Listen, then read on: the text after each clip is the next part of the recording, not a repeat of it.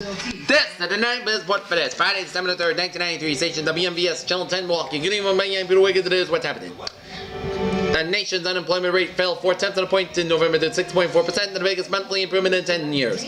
That decline resulted mainly from strong job creation and the hiring back of many people who have been laid off. The employment picture improved in New York and New Jersey, but New York City's rates continue to run high. Stores, restaurants, and hostels in New York City will no longer be allowed to bar the elderly, teenagers, and children under new age discrimination rules when they take effect on December 13th. Fund financed by coal industry to pay up repairs of environmental damage from mining has dried up.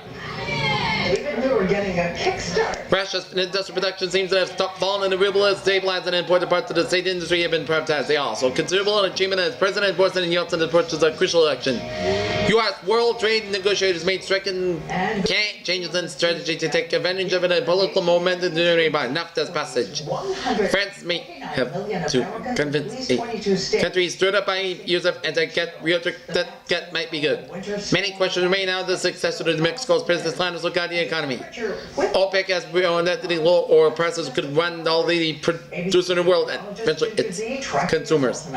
Sales of the domestically made vehicles surged in November, leading auto sector analysts to predict that the industry recovery, which began in the spring, which will prove steady. You all offered about $39.5 million in cash to investors and 17 real estate partnerships that Sugar wants to consolidate. National Medical Enterprises will sell 28 hospitals and 45 clinics to health staff for about $300 million in cash. PCE, Canada's biggest telecommunications company, plans to buy almost 1/3 of Jones Intercable for $400 million. Texas Instruments is forming a $3 office city. Chief executives and move that is curious the line of succession. Shares of Pacific Telus' wireless telephone spin-off were eagerly snatched up by investors. Stocks and shares led by technology issues from bonds and good economic reports. Treasury prices rose sharply despite the good unemployment report. The 30-year bond yield fell at 6.23%. Silver prices soared to 3-month highs, million signs of a greater industrial demand. Gold also rose. The dollar was lower. Yeah, that's a high of only 5 degrees. Taxpayers will also use the holidays to review financial records by Federal Savings Report. Surprises in April.